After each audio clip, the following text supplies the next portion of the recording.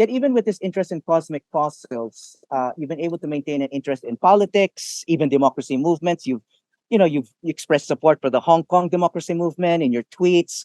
You're interested in free speech. I've read some of your papers, and you've even called for being critical about your field, about science. Being skeptical about the motives of scientists, etc. No, so ang question ko lang is, when did you decide that you are going to be this kind of scientist? I started developing some kind of consciousness for science in society when I was in Philippine Science High School, because a lot of some scholars of Pisay, as we call Philippine Science High School, they go on to UP, and then they're activists in there. And I started, hearing about what they were fighting for, and I thought that it was, worthwhile, definitely a worthwhile, meaningful thing to do.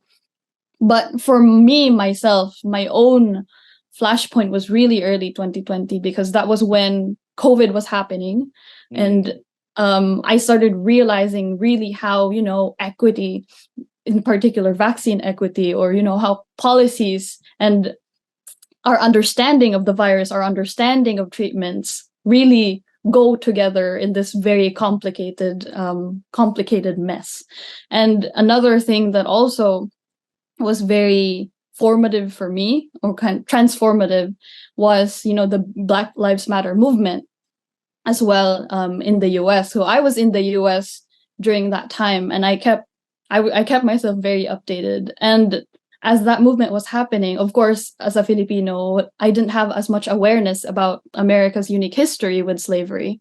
But I started reading further, and I discovered all of the atrocities that were committed against Black people, sometimes even in the name of science. So some scientists were, experimenting on Black people, and that right now is, a terrible, unconscionable crime.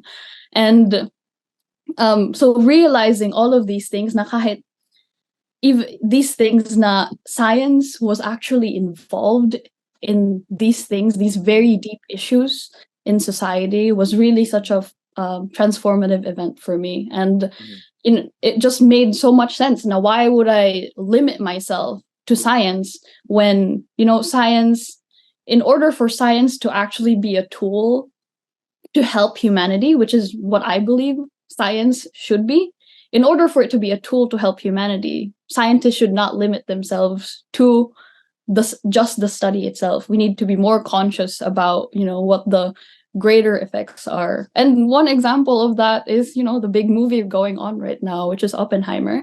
And Oppenheimer was deeply troubled by his contributions to the atomic bomb later on. And so that's why he was a vocal opponent. He was a vocal supporter of against he was very much against nuclear weapons, basically.